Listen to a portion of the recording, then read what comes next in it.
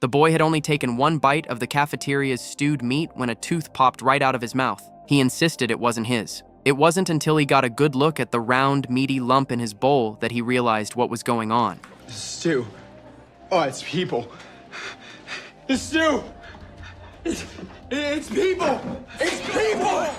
Soon enough, other students started finding human remains in their meals. A toe here, an ear there, even a front tooth. Amidst the screams and the vomiting, the police and the Bones team arrived on the scene to investigate. They quickly fished more human fragments out of the kitchen's food drums. Based on a piece of jawbone, Bones deduced the unfortunate soul who'd been cooked was a man. From the wear and tear on his teeth, she put his age around 40. The way the bones had been chopped and crushed suggested the body had been deliberately butchered. The fact that the tissue showed signs of having been marinated only confirmed it. Are you saying he came in a can? Most definitely. All right, let's just pack this up and whisk it back to the Jeffersonian. Come on.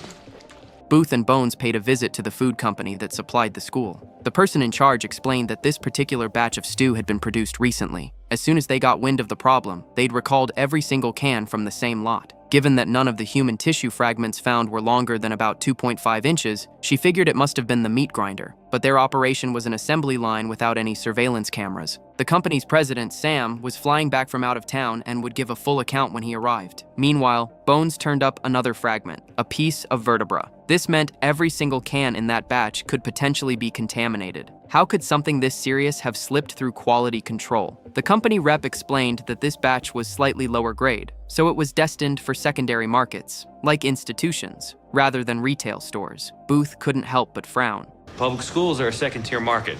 Good luck spinning that at the PTA. Clearly, this was just a horrible accident. Someone must have fallen into the machine. No, this was no accident, Booth. There were no clothes, and the cooked tissue shows no signs of bruising along the incision line. Oh my God. Oh my God, what? The victim was killed prior to being fed into the meat processor. Canned murder. Oh, that's a first.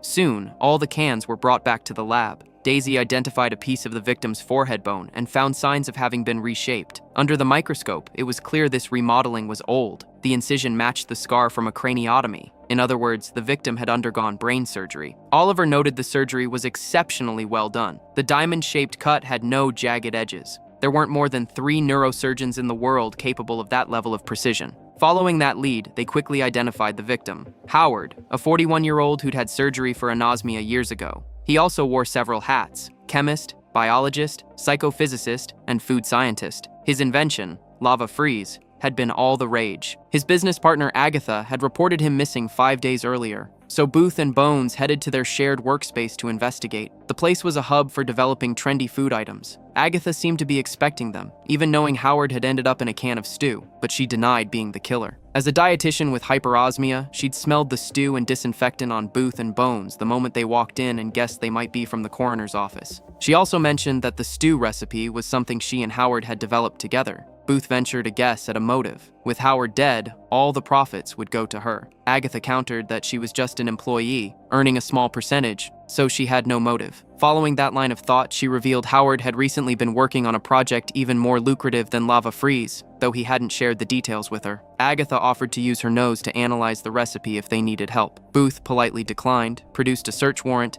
and had everything in the place packed up for evidence. Back at the lab, Hodgins analyzed the stew's ingredients and found excessive amounts of spices, garlic powder, and paprika. Daisy pointed out that the assembly line was fully automated. A computer precisely measured out the spices. That meant the extra seasoning wasn't the computer's doing. It was the killer's attempt to mask the smell of the corpse. Meanwhile, company president Sam arrived at the bureau for questioning. He explained that schools were considered a secondary market because kids' palates aren't fully developed and they don't notice the difference. Sweets pressed him on how he'd handle the scandal. Sam casually mentioned shutting down that production line and rebranding the stew to sell it again. He also revealed that Howard, as a company consultant, was a key player, especially talented at making food packaging incredibly appealing. Howard had recently been developing a healthier, low-sodium product, and Sam had planned to recruit him full-time, which would have threatened Susan, the current researcher in that area. Though her official position remained, her actual authority would have been undermined, a classic motive. Yes, Susan Lauterbach. She would keep her job but report to Howard. Okay.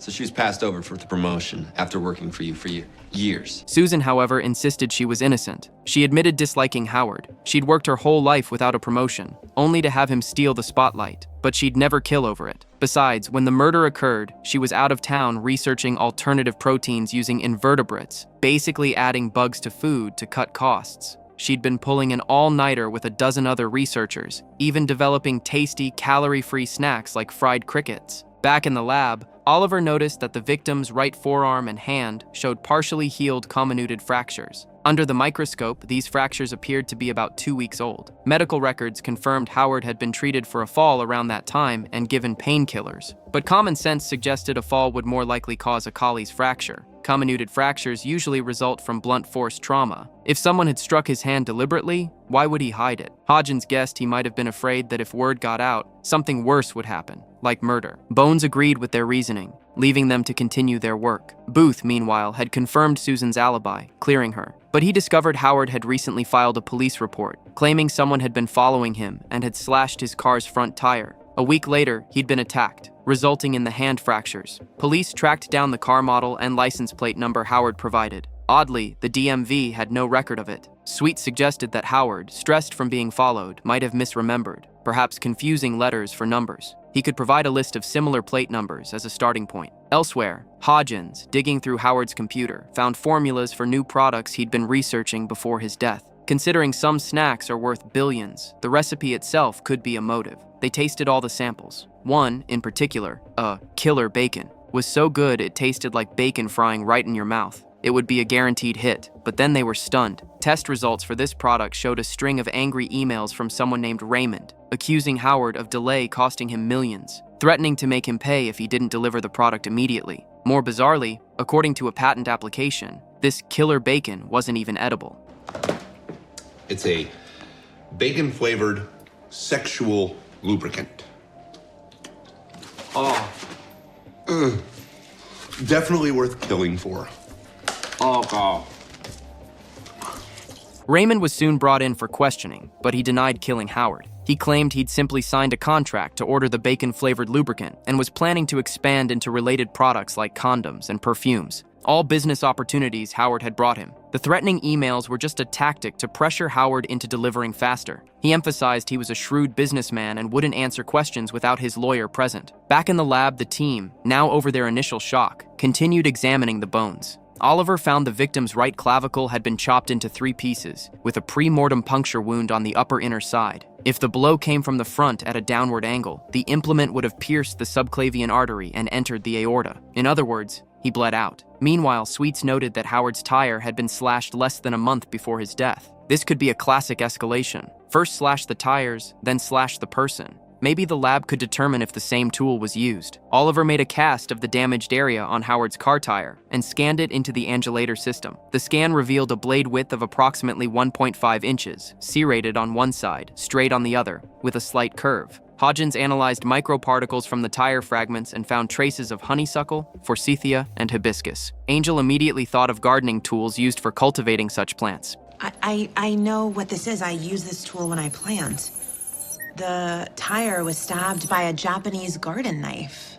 Meanwhile, Booth checked the victim's bank records from the month before his death. He found 2 transfers of $5,000 each to the same account, belonging to a woman named Evelyn, who ran an organic farm and ecological farming alliance. Her license plate was a close match to the one Howard had reported. More importantly, she sold a Japanese gardening knife that perfectly matched the one used to slash the tire. Evelyn freely admitted to slashing Howard's tire, but flatly denied killing him. She'd followed him because she liked him. When he discovered her, he didn't call the police. Instead, he met with her and agreed to support her claims about toxins in the food industry in an article she was publishing. The money was to fund their website and PR efforts. She also revealed that Howard was planning to quit his job, but he had one more person he needed to expose first. And to do that, he had to stay on the inside. He never told Evelyn who that person was, saying it was safer for her not to know. Daisy then stumbled upon a key clue. Magnifying the victim's punctured collarbone 400 times, she spotted a crescent-shaped incision. It looked like the object that entered had a small hole on its side. Her first thought was a syringe, the kind anesthesiologists use with a side port. The problem was, the wound was much larger than any medical needle. Bones' mind clicked. It was a meat injector, the kind used for brining. After retrieving the murder weapon, Booth re-interviewed Agatha. He theorized that Howard planned to sell his share of the company, and Agatha, fearing for her job, had begged him not to. When he refused, she'd lashed out and killed him. Agatha retorted that it made no sense. Howard was the company's only hope. Without him, it would fail, and she prided herself on being logical. She had no reason to kill him. Just as the case hit a dead end, the lab came through. The tip of the meat injector needle was open. Angelator reconstructed the murder scene. Based on the angle of penetration, the needle had pierced the aorta, causing blood to spurt. The killer would have been covered in blood. Furthermore, Bones discovered a bone fragment that wasn't the victim's, nor was it bovine. It was horse bone. This meant the beef stew was actually horse meat, and that could very well be the motive. Howard had discovered the substitution of horse meat for beef and threatened to blow the whistle, sealing his fate. Booth promptly brought company president Sam back to the interrogation room. The investigation revealed Sam had approved buying beef from a Mexican slaughterhouse that didn't actually produce beef, only horse meat. Worse, that horse meat hadn't passed proper inspections and might contain a painkiller and fever reducer toxic to bone marrow, potentially causing aplastic anemia in consumers. Their theory, Howard discovered this and was going to report it to the authorities. Sam, fearing exposure, killed him and disposed of the body and the horse meat to destroy the evidence. Sam, however, insisted he didn't kill Howard, calling it pure speculation with no proof. Bones was done playing games. It's a waste of time, so you know what we did? We just got a search warrant so we can look in your hair. Check my hair? For what? Positive. Despite his numerous washings, the blood spatter was still clearly visible on the clothes he'd worn that day. Sam was formally arrested for murder. Justice would now take its course. Well, that wraps up today's story. If there are any movies or stories you'd like to see or hear, leave a comment below, and click subscribe to watch more great content.